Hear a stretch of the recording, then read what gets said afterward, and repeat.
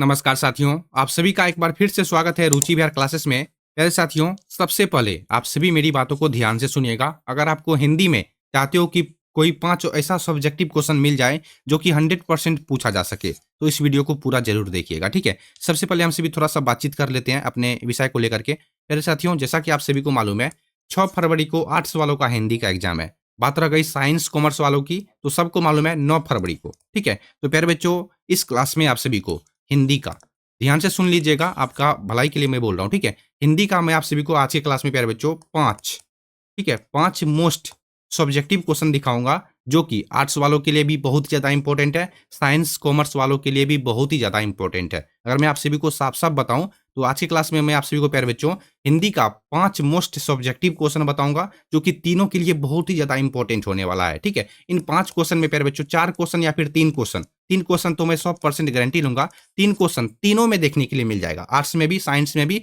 Commerce में भी, ठीक है? अच्छे से एक-एक क्वेश्चन को आप सभी ध्यान से देख लीजिएगा। मैं आप सभी को बिल्कुल सरल भाषा में बताऊँगा, देखते ही आप सभी को प्रश्न उत्तर याद हो जाएगा, ठीक है? बहुत ही ज़्यादा इंपॉर्टेंट क्वेश्चन मैं आप सभी को प्यारे बच्चों आज दिखाने वाला हूँ, ठीक है? ये 5 क्वेश्चन कोई मामूली क्वेश्चन नहीं है प्यारे बच्चों, ठीक है? अच्छे से देख लीजिएगा, मैं आप सभी को 100% गारंटी लेता हूँ प्यारे बच्चों, 3 क्वेश्चन तो यहाँ से आप सभी को तीनों में देखने के लिए मिल सकता है, ठीक है?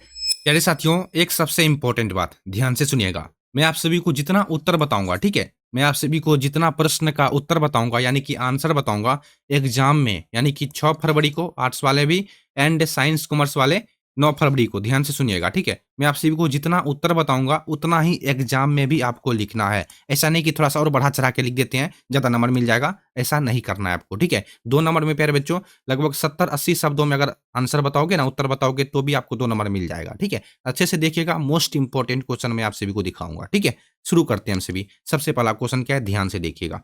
1 मिनट। देखो सबसे पहला क्वेश्चन क्या है? देखो प्यारे बच्चों, सबसे पहला प्रश्न क्या है? अर्धनारीश्वर की कल्पना क्यों की गई होगी? प्रश्न क्या है? पहले प्रश्न को ध्यान से देखो, ठीक है? मैं पूरा डिटेल में बताऊँगा। अर्धनारीश्वर की कल्पना क्यों की गई होगी? आज इसकी क्या सार्थकता है? ठीक है? सबसे पहला यहाँ पर प्रश्न बनता है प्यारे बच्चों, ऑब्जेक्टिव क्वेश्चन भी पढ़ लो 2-4 टा, ठीक है? अर्धनारीश्वर, ये कौन-सा पाठ है और इनके लेखक कौन है? तो प्यारे बच्चों मैं आप सभी की जानकारी के लिए बता दूँ, अर्धनारीश्वर हम सभी के 12th क्लास के हिंदी में है, ठीक है? अर्धनारीश्वर प्यारे बच्चों, अर्धनारीश्वर का मतलब होता है आधा नारी और आधा पुरुष। अगर आप सभी मेरा चेहरा देख पाते तो आप सभी को पढ़ने में काफ़ी मज़ा आता, ठीक है? खैर कोई बात नहीं, रिकॉर्डिंग क्लास है। आप सभी एडजस्टमेंट कर लीजिएगा, ठीक है? अर्धनारीश्वर का अर्थ होता है सीधा-सीधा बताऊँ तो आधा नारी और आधा पुरुष, जो कि भगवान शंकर और पार्वती में आपको देखने के लिए मिल सकता है, ठीक है? अब देखो, ये किस पाठ का प्रश्न है? तो ये अर्धनारीश्वर पाठ का प्रश्न है, ठीक है? और इनके लेखक है रामधारी सिंह दिनकर, ठीक है? और रामधारी देखो प्यारे बच्चों, मैं थोड़ा-सा आप सभी को डिटेल में बता देता हूँ, ठीक है? ऑब्जेक्टिव क्वेश्चन यहाँ से 5-6 ऑब्जेक्टिव क्वेश्चन आप सभी को बन रहा है, पढ़ लीजिएगा, ठीक है? देखो रामधारी सिंह दिनकर, ठीक है? अर्धनारीश्वर प्यारे बच्चों, मैं आधा लिख देता हूँ, ठीक है? ये जो पाठ है, इनके लेखक कौन है? तो रामधारी सिंह दिनकर, ठीक है? रामधारी सिंह दिनकर जी, ठीक है? और इनका जन्म कब हुआ था? मैं थोड़ा-सा शॉर्ट में लिख देता हूँ, ठीक है? इनका जन्म हुआ था 23 सितंबर, ठीक है? 23 सितंबर 1908 में, याद रखिएगा, ठीक है? इतना पढ़ लिए। अर्धनारीश्वर पाठ के लेखक है रामधारी सिंह दिनकर, बहुत बच्चे जानते होंगे, ठीक है? पढ़ लो 2-4 बार प्यारे बच्चों, ठीक है? थोड़ा-सा अच्छे से देख लो। खैर आप सभी का रिवीजन हो सकता है। रामधारी सिंह दिनकर का जन्म हुआ था 23 सितंबर 1908 को। इनका निधन कब हुआ था प्यारे बच्चों? तो 24 अप्रैल, ठीक है?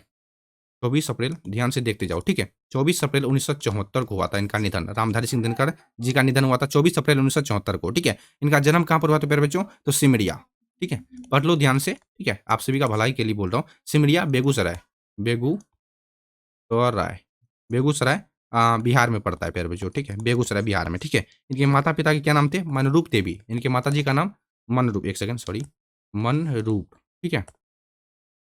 मनरूप देवी इनके माताजी के नाम थे, पिताजी के नाम थे प्यारे बच्चों क्या नाम थे? रवि सिंह, ठीक है? रवि सिंह याद रखिएगा। इनके पत्नी के क्या नाम थे आपको मालूम है? इनके पत्नी के रामधारी सिंह दिनकर की पत्नी का नाम क्या थे प्यारे बच्चों? तो आप सभी याद रखिएगा श्यामावती, ठीक है?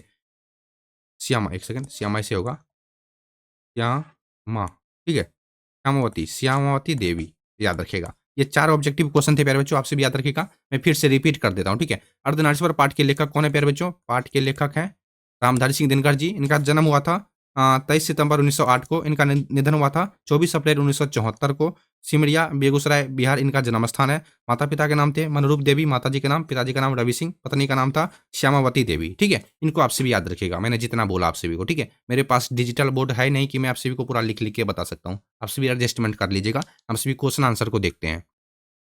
और प्रश्न है हम सभी का प्यारे बच्चों, अर्धनारीश्वर की कल्पना क्यों की गई होगी? आज इसकी क्या सार्थकता है? यानी कि वर्तमान में 2025 में इनकी क्या यानी क्या नियम चल रहा है? यही बोल रहा है क्वेश्चन।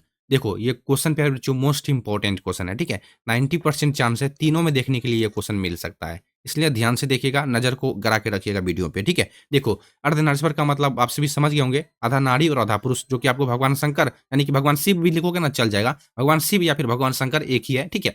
भगवान शिव और पार्वती का कल्पित रूप है, ठीक है? ऐसा ही लिखिएगा एग्जाम में भी प्यारे बच्चों, ठीक है? 2 नंबरिया है ना, ठीक है? अर्धनारीश्वर भगवान शिव और पार्वती का कल्पित रूप है प्यारे बच्चों, ठीक है? इसकी कल्पना यहाँ पर देखो क्वेश्चन है, कल्पना क्यों की गई होगी, ठीक है? देखो इसकी कल्पना मुख्य रूप से यह दिखलाने के लिए की गई होगी, नर और नारी पूर्ण रूप से समान है। ऐसा नहीं कि पुरुष अगर बाहर का काम कर सकता है तो नारी घर का ही काम करेगी, ठीक है? बाहर का काम नहीं कर सकेगी, लेकिन करेगी, ठीक है? पुरुष को भी वो हक है जो नारी को हक है, ठीक है? यानी कि पुरुष भी घर का काम कर सकता है और स्त्री भी घर का काम कर सकती है, दोनों को समान हक है, ठीक है? अब देखो क्या लिखा हुआ है? दिखाने के लिए की गई होगी, नर और नारी पूर्ण रूप से समान है और एक दूसरे के पूरक हैं। एक दूसरे के पूरक हैं, इनका मतलब हुआ एक दूसरे के अभाव में अधूरे हैं, ठीक है? अगर पुरुष नहीं है तो स्त्री अधूरे हैं, अगर स्त्री नहीं है तो पुरुष अधूरे हैं, ठीक है? इसका अर्थ क्या है? इसका अर्थ यह है कि प्यारे बच्चों, पुरुष में नारी के गुण और नारी में पुरुष के गुण होने से उनकी मर्यादा कम नहीं होगी। देखो इनका मतलब क्या हुआ? अगर पुरुष का गुण प्यारे बच्चों नारी में चला जाए, अगर नारी का गुण पुरुष में चला जाए, तो उनकी मर्यादा कम नहीं होगी, ठीक है? ऐसा नहीं कि उनका मर्यादा कम हो जाएगा, उनका बेइज्जती होने लगेगा, नहीं, बल्कि उनकी बुद्धि यानी कि उनका दिमाग और विकसित होगा। आज इसकी सार्थकता देखो प्यारे बच्चों, आज इसकी सार्थकता स्त्री-पुरुष के बीच के भेदभाव को मिटाकर समाज में बराबरी का हक दिलाने में है। एग्ज़ाम में इतना ही लिखिएगा, 2-4 बार पढ़ लो आपसे भी, ठीक है? 2-4 बार पढ़ लो, स्क्रीनशॉट ले लो, ठीक है? अगर आपसे भी चाहते हो इनका पीडीएफ, इन क्वेश्चन का पीडीएफ मिल जाए हमको फ्री में, तो आप सभी कमेंट कर देना, सर पीडीएफ कहाँ पे मिलेगा? तो मैं आप सभी को सजेस्ट कर दूँगा कि पीडीएफ प्यारे बच्चों आप सभी को फ्री में कहाँ पे मिल सकता है। पढ़ लिए आप सभी? पढ़ लो फिर से प्यारे बच्चों पढ़ लो, ठीक है? मैं भी पढ़ लेता हूँ एक बार। अर्धनारीश्वर भगवान शिव और पार्वती का कल्पित रूप है। इसकी कल्पना मुख्य रूप से यह दिखलाने के लिए की गई होगी कि नर और नारी पूर्ण रूप से समान है। नर और नारी पूर्ण रूप से प्यारे बच्चों समान है, ठीक है? दोनों एक दूसरे के अभाव में अधूरे हैं, यानी कि एक दूसरे के पूरक हैं। इसका अर्थ यह है कि पुरुष में नारी के गुण और नारी में पुरुष के गुण होने से उनकी मर्यादा कम नहीं होगी, बल्कि उनकी पूर्णता में वृद्धि होगी। एग्जाम में क्या करना है, ऐसा ही लिखना है प्यारे बच्चों, अच्छे से देख लो, ठीक है? क्या लिखा हुआ है? उनकी बुद्धि विकसित होगी, ठीक है? उनका बुद्धि बढ़ेगा। आज इसकी सार्थकता स्त्री और पुरुष के बीच के भेदभाव को मिटाकर समाज में बराबरी का हक दिलाने में है। इतना ही लिखना है एग्जाम में भी, इतना ही। ऐसा नहीं कि 2-4 बार सर 2-4 लाइन और बढ़ा के लिख देंगे तो नंबर मिलेगा ज़्यादा, नहीं करना है प्यारे बच्चों आप सभी को ये गलती, ठीक है? ध्यान से रखिएगा प्यारे बच्चों, इस बात को आप सभी ध्यान में रखिएगा। चलिए याद हो गया आप सभी को? अब देखते हैं हम सभी 2 नंबर में क्या क्वेश्चन है, ठीक है? ध्यान से देख लो, 4-5 बार पढ़ोगे ना तो याद हो जाएगा प्यारे बच्चों, ठीक है? अच्छे से देख लो, मैंने आप सभी को समझा दिया सब लाइन का मतलब, ठीक है? चलिए 2 नंबर में क्या क्वेश्चन है? अब है प्रश्न 2 नंबर में, लहना सिंह का परिचय अपने शब्दों में दे। प्यारे बच्चों लहना सिंह का परिचय, ये क्वेश्चन बहुत बार पूछा जा चुका है, ठीक है? और इस बार भी पूछा जा सकता है प्यारे बच्चों, 90% चांस है तीनों में कहीं न कहीं आपको ये क्वेश्चन देखने के लिए मिल सकता है। अच्छे से देख लो प्यारे बच्चों, पूरा शॉर्ट में मैं आप सभी को आंसर बताऊँगा, जो कि बहुत ज़्यादा इंपॉर्टेंट है प्यारे बच्चों, बहुत ही ज़्यादा, ठीक है? बिल्कुल आप सभी को 2-4 बार पढ़ने में याद हो जाएगा, ठीक है? चलिए देखिएगा, सबसे पहले मैं आप सभी को लहना सिंह का परिचय बताता हूँ, ठीक है? और ये किस पार्ट से लिया गया है, ये बताता हूँ। ध्यान से सुनिएगा प्यारे बच्चों। देखो, लहना सिंह ये किस पार्ट से लिया गया है मालूम है आप सभी को? उसने कहा था, ठीक है? कौन से पार्ट से लिया गया है? हम सभी के हिंदी में जो पार्ट है, उसने कहा था, ठीक है? उसने कहा था। देखो, याद हो जाएगा प्यारे बच्चों, ठीक है? उसने कहा था और उसने कहा था का लेखक कौन है प्यारे बच्चों मालूम है? चंद्रधर शर्मा गुलेरी, ठीक है? मेरे पास लैपटॉप है, मैं आप सभी को ज़्यादा लिख तो नहीं सकता, लेकिन बोल के समझा सकता हूँ, ठीक है? चंद्रधर शर्मा प्यारे बच्चों, ठीक है? आप सभी सपोर्ट करोगे तब कुछ हो सकता है। चंद्रधर शर्मा गुलेरी, याद रखिएगा, ठीक है? उसने कहा था पाठ के लेखक कौन है? चंद्रधर शर्मा गुलेरी, ठीक है? और चंद्रधर शर्मा गुलेरी का जन्म हुआ था प्यारे बच्चों 7 जुलाई, ठीक है? 7 जुलाई 1883 में, ठीक है? और इनका निधन कब हुआ था प्यारे बच्चों? इनका निधन हुआ था 12 सितंबर, ठीक है? ध्यान से देख लो, 12 सितंबर 1922 को इनका चंद्रधर शर्मा गुलेरी जी का निधन हुआ था। जन्म हुआ था 7 जुलाई 1883 में जन्म हुआ था। इनका निधन हुआ था 12 सितंबर 1922 को, ठीक है? यहाँ से आप सभी का भी प्यारे बच्चों 5-6 ऑब्जेक्टिव क्वेश्चन बन रहा है, ठीक है? अच्छे से देख लो, मैं आप सभी को क्या बोल रहा हूँ, सुन लो मेरी बातों को ध्यान से सुन लो, ठीक है? जन्म स्थान कहाँ पे प्यारे बच्चों इनका? चंद्रधर शर्मा गुलेरी का जयपुर, राजस्थान। जयपुर, राजस्थान में पड़ता है प्यारे बच्चों। जयपुर राजस्थान में पड़ता है, ठीक है? जयपुर कहाँ पर पड़ता है? राजस्थान में पड़ता है। मूल निवास इनका नाम है गुलेर नामक ग्राम, ठीक है? ये कहाँ पर रहते थे? जन्म हुआ था इनका जयपुर राजस्थान में, लेकिन चंद्रधर शर्मा गुलेरी रहते कहाँ पर थे मालूम है? गुलेर नामक ग्राम, जिला कांगड़ा, हिमाचल प्रदेश, उत्तर प्रदेश, ठीक है? कांगड़ा हिमाचल प्रदेश होता है, उत्तर प्रदेश नहीं, ठीक है? गुलेर नामक ग्राम है, जिला है कांगड़ा और कहाँ के? कौन से राज्य के? हिमाचल प्रदेश के, ठीक है? उनके पिता के नाम थे पंडित प्यारे बच्चों शिवराम, ठीक है, इनके पिताजी का नाम थे पंडित शिवराम, याद रखिएगा, ठीक है। अगर मैं ज़्यादा बातचीत करूँगा तो वीडियो का लेंथ काफ़ी लंबा हो जाएगा। सर बट आप सभी कमेंट करोगे सर 5 गो क्वेश्चन है, इतना बड़का, तो मैं आप सभी की भलाई के लिए बोल रहा था प्यारे बच्चों, ठीक है। चलिए इतना तो आप सभी याद रखिएगा। चंद्रधर शर्मा गुलेरी का जन्म हुआ था 7 जुलाई 1883 को। इनका निधन हुआ था प्यारे बच्चों 12 सितंबर 1922 को। निवास जन्म स्थान कहाँ पर है प्यारे बच्चों? जयपुर राजस्थान। मूल निवास गुलेरनामा ग्राम, कांगड़ा, हिमाचल प्रदेश। पिता का नाम पंडित शिवराम, ठीक है। चलो अब हम देखते हैं सभी क्वेश्चन क्या है। मोस्ट इंपॉर्टेंट क्वेश्चन है वीवीआई, ठीक है, वीवीआई क्वेश्चन। और ये 1 नंबर का क्वेश्चन जो था 1 नंबर का, ये भी क्वेश्चन वीवीआई क्वेश्चन था, ठीक है। चलिए चलिए अब देखते हैं हम सभी प्यारे बच्चों 2 नंबर में क्वेश्चन क्या था। लहना सिंह का परिचय अपने शब्दों में दें। देखो आप सभी को एग्जाम में इतना ही लिखना है। लहना सिंह उसने कहा था, मैंने आप सभी को बताया था, लहना सिंह उसने कहा था कहानी का एक नायक है। आप सभी को ये भी क्वेश्चन पूछ सकता है। लहना सिंह आप सभी को नीचे में 4 गो ऑप्शन दे देगा। उसने कहा था बातचीत, संपूर्ण क्रांति, या फिर एक लेख और एक पत्र, ठीक है। आपको 4 गो ऑप्शन दे देगा, आपको बताएगा लहना सिंह निम्नलिखित में लहना सिंह किस कहानी का पात्र है। तो आप सभी क्या याद रखोगे? उसने कहा था, है कि नहीं? देखो मैंने आप सभी को बता दिया। उसने कहा था लहना, क्या लिखा हुआ है? लहना सिंह उसने कहा था कहानी का एक नायक है। वो एक बहादुर, बहादुर का मतलब क्या होता है? बहादुर मतलब जो किसी से डरता नहीं है, मैदान छोड़ के भागता नहीं है, ठीक है। वह एक बहादुर सिख सिपाही है जो कर्तव्यनिष्ठ, ठीक है, जो अपने कम कर्म पर यानी कि अपने काम पर टिके रहते हैं, बुद्धिमान और निस्वार्थी प्रेम है, ठीक है। उसने अपनी बचपन की दोस्ती, जो कि सूबेदारनी अभी बन चुकी है, ठीक है, वो दिए गए बचपन को निभाने के लिए युद्ध के मैदान में अपने प्राणों को बलिदान कर दिया। इतना शॉर्ट आंसर प्यारे बच्चों है, ठीक है। एक बार फिर से पढ़ो। लना सिंह उसने कहा था कहानी का एक नायक है। वो एक बहादुर सिख सिपाही है जो कर्तव्यनिष्ठ, बुद्धिमान और निस्वार्थी प्रेमी है, ठीक है। उसने अपनी बचपन की दोस्त, ठीक है, उसने अपनी बचपन की दोस्त, ठीक है, लड़की है इसलिए दोस्त लिखा हुआ, बचपन की लिखा हुआ है, ठीक है। बचपन की दोस्त या फिर सहेली भी बोल सकते हो, ठीक है। सहेली तो 2 लड़की आपस में अगर होती है तब होती है सहेली, ठीक है। सूबेदारनी जो बन सकी है, सूबेदार का वाइफ, ठीक है, सूबेदारनी। वो दिए गए बचपन को निभाने के लिए युद्ध के मैदान में अपने प्राणों को बलिदान कर दिया है, ठीक है। अगर क्वेश्चन पूछे लहना सिंह का परिचय अपने शब्दों में दे तो इतना ही आंसर आपको लिखना है एग्जाम में प्यारे बच्चों, ठीक है। याद हो गया आप सभी को? एक बार फिर से पढ़ लो। लहना सिंह उसने कहा था कहानी का एक नायक है। वो एक बहादुर सिख सिपाही है जो कर्तव्यनिष्ठ, बुद्धिमान और निस्वार्थी प्रेम है। आप सभी को एक बात मालूम है? लहना सिंह का जो गन था, जो है कि उसका क्या नाम था प्यारे बच्चों? लहना सिंह का जो गन था उनको क्या बोलते थे? सिख राइफल, ठीक है। सिख राइफल उनका नंबर क्या था? 77, ठीक है, 77। ये भी ऑब्जेक्टिव क्वेश्चन में पूछता है। अगर आपसे भी ऑब्जेक्टिव क्वेश्चन को लेकर के डाउट हो, बहुत सारे बच्चे के मन में क्वेश्चन भी होगा सर हमारा हिंदी में ऑब्जेक्टिव क्वेश्चन अभी तक अच्छे से क्लियर नहीं हुआ है, तो प्यारे बच्चों मैं आप सभी की जानकारी के लिए बता दूं, हिंदी के मोस्ट इंपॉर्टेंट ऑब्जेक्टिव क्वेश्चन को बताया गया है। अगर आप सभी देखना चाहते हो तो लिंक आपको वीडियो को डिस्क्रिप्शन में मिल जाएगा, हिंदी के प्ले लिस्ट का लिंक, ठीक है। इनका जो सब्जेक्ट है एक बार चेक कर लेना डिस्क्रिप्शन को, ठीक है। टेलीग्राम को ज्वाइन कर लीजिएगा, इंस्टाग्राम पे फॉलो कर लेना अगर आपको कुछ भी पूछना है तो, ठीक है। चलिए याद हो गया आप सभी को 2 नंबर में। चलिए 3 नंबर में क्वेश्चन क्या है, आप देखते हैं हम सभी 3 नंबर में क्या क्वेश्चन है। अब देखो प्रश्न 3 नंबर में बहुत ही ज्यादा इंपॉर्टेंट है प्यारे बच्चों। भगत सिंह ने कैसी मृत्यु को सुंदर कहा है? वे आत्महत्या को कायर क्यों मानते हैं? आत्महत्या क्या होता है आप सभी जानते हैं, ठीक है। कोई फांसी लगा लिया, कोई नदी में जाके फांग लिया, वही होता है आत्महत्या, ठीक है। वे भगत सिंह आत्महत्या को कायर क्यों मानते हैं? ठीक है, सबसे बेकार काम। कायर मतलब ऐसा समझ, कायरता क्यों होता है? कायरता होता है मतलब सबसे बेकार काम। आत्महत्या को सबसे बेकार काम क्यों मानते हैं भगत सिंह, ऐसे समझ सकते हो, ठीक है। अब देखो मोस्ट इंपॉर्टेंट क्वेश्चन प्यारे बच्चों, भगत सिंह ने कैसी मृत्यु को सुंदर कहा है? सबसे पहले हम सभी ये जान लेते हैं किस पार्ट से लिया गया है। बहुत बच्चे को मालूम भी होगा, ठीक है। ये जो क्वेश्चन है प्यारे बच्चों, एक लेख, ठीक है, एक लिखूंगा तो लंबा हो जाएगा, ठीक है। एक लेख और एक पत्र, ठीक है। एक लेख और एक पत्र पाठ से लिया गया है। जिनके लेखक कौन है प्यारे बच्चों? आप सभी को मालूम है भगत सिंह है, ठीक है। आप सभी याद रखिएगा, ये सब क्वेश्चन भी पूछा जा सकता है, यहाँ से भी आप सभी को 2-4 क्वेश्चन पूछ सकता है, ठीक है। देखो एक लेख और एक पत्र के लेखक है भगत सिंह, ठीक है। और भगत सिंह का जन्म कब हुआ था? 28 सितंबर 1907 को, ठीक है। 28 सितंबर पे बच्चों, मैं शॉर्ट में लिख देता हूँ, थोड़ा-सा शॉर्ट में, ठीक है। छोटा-सा मेरे पास लिखने का सिस्टम है इसलिए 28 सितंबर, ठीक है।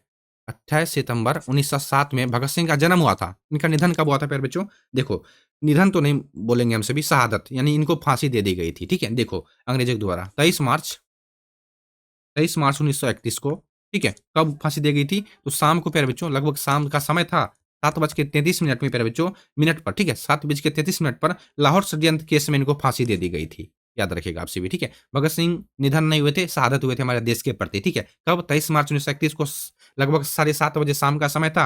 लाहौर षड्यंत्र केस में इनको फांसी दे दिया गया था, ठीक है। 7:33 में, यहाँ देखो ना, यहाँ 7:33 में, ठीक है, याद रखिएगा। अब देखो प्यारे बच्चों, इनका जन्म स्थान कहाँ पर है? तो बंका चक नंबर 105, गली नंबर 105 होगा, गुगेरा ब्रांच, वर्तमान लायलपुर, ठीक है। वर्तमान में जो लायलपुर में है, ठीक है, जो कि पाकिस्तान में है। पैतृक गांव खटकर कला, पंजाब में जो पड़ता है, ठीक है। खटकर कला गांव जो है एक पंजाब में पड़ता है, ठीक है। माता पिता के नाम थे प्यारे बच्चों, याद रखिएगा, विधापति एवं सरदार किशन सिंह, ठीक है। माता के नाम थे विधावती देवी, ठीक है, विधावती। भगत सिंह के माता जी के नाम थे विधावती देवी, ठीक है। एक सेकंड, विद्यावती देवी। पिताजी का क्या नाम थे प्यारे बच्चों? पिताजी के नाम थे सरदार किशन सिंह, ठीक है, ये भी एक फौजी ही थे। सरदार सरदार किशन सिंह, ठीक है, सरदार किशन सिंह, ठीक है। अगर आप सभी चाहते हो कि पूरा हिंदी के पहला लिस्ट कर लेंगे, ठीक है, यानी कि एक पार्ट से लेकर के पूरा हिंदी के ऑब्जेक्टिव क्वेश्चन, यानी कि लेखक परिचय, ऑब्जेक्टिव क्वेश्चन, इनको रिवीजन कर लीजिएगा प्यारे बच्चों, ठीक है। आप पूरा हिंदी को आप सभी ऑब्जेक्टिव क्वेश्चन, लेखक परिचय, सब्जेक्टिव क्वेश्चन, सब कुछ आप सभी हर एक पार्ट का ऑब्जेक्टिव क्वेश्चन वाले वीडियो को देख लीजिएगा, ठीक है। बहुत ही ज्यादा मदद मिलेगा आपको 2026 के बोर्ड एग्जाम में, ठीक है। सबका लिंक आपको डिस्क्रिप्शन में मिल जाएगा, चेक कर लीजिएगा आप सभी, ठीक है। डायरेक्ट हम सभी क्वेश्चन आंसर को दिखाते हैं।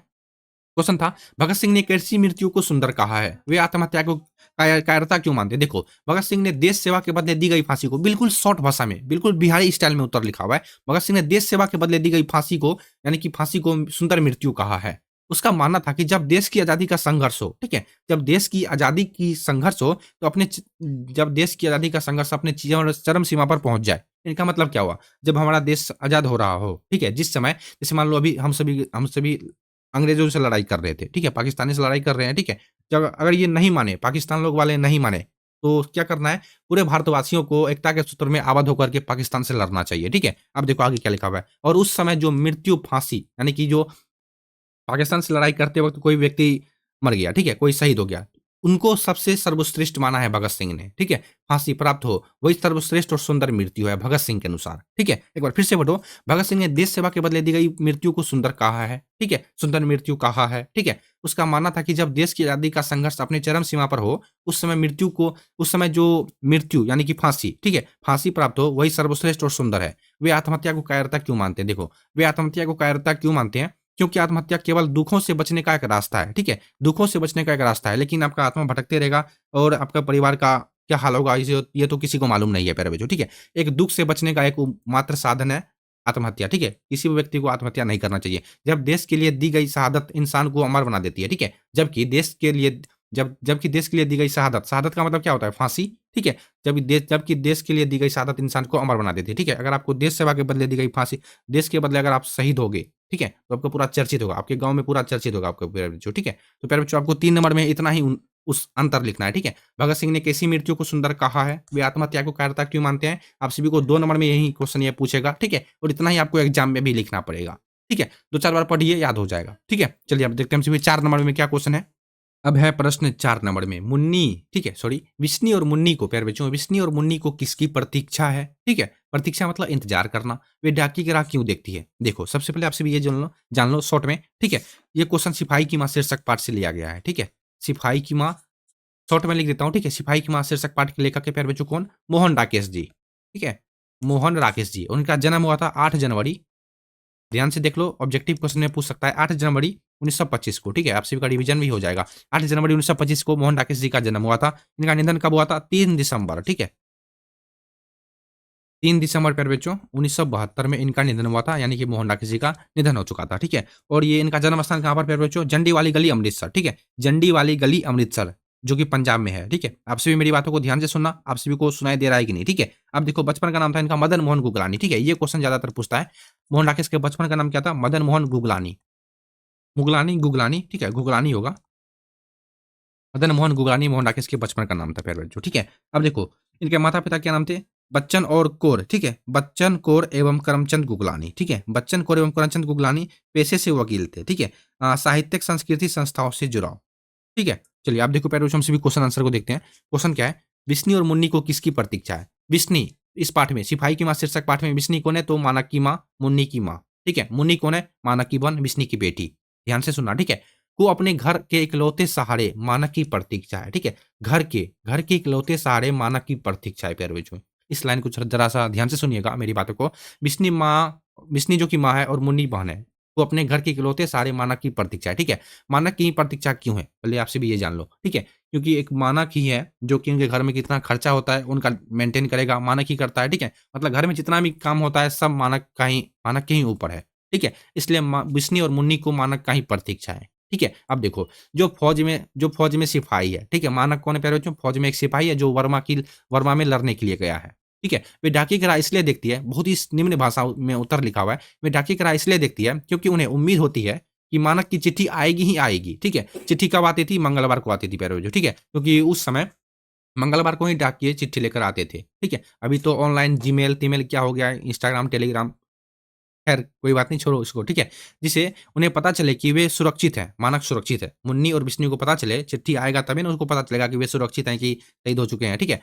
और कब घर वापस आएगा। मुन्नी को अपने, ठीक है, मुन्नी को अपने शादी के लिए मानक के आने का इंतजार है। मुन्नी जो कि उनकी बहन है, ठीक है, विष्णु की बेटी है, मानक की बहन है, ठीक है। शादी के लिए मानक के आने का इंतजार है, तो विष्णु को अपने बेटे की कुशलता की, ठीक है, तो विष्णु को अपने बेटे की कुशलता की फिक्र है, ठीक है, कि मेरा बेटा कैसा होगा, क्या हाल होगा उनका, खाना-पीना समय पे खाता होगा कि नहीं, ठीक है। ऐसा ही लिखना है प्यारे बच्चों एग्ज़ाम में भी आप सभी को, ठीक है। एक बार फिर से पढ़ लेते हैं। विष्णु और मुन्नी को किसकी प्रतीक्षा है? देखो, विष्णु जो कि माँ है, मुन्नी जो कि बहन है, वो अपने घर के इकलौते सारे मानक की प्रतीक्षा है, ठीक है। अगर ऐसे लिखोगे ना आप सभी को, जो कॉपी चेक करेगा, प्रॉपर नंबर देगा प्यारे बच्चों आप सभी को, ठीक है। जो फौज में सिपाही है और बड़वां लड़ने के लिए गया है, ठीक है, वे डाकिये की राह इसलिए देखती है क्योंकि उन्हें उम्मीद होती है कि मानक की चिट्ठी आएगी ही आएगी। और चिट्ठी किस दिन आती थी?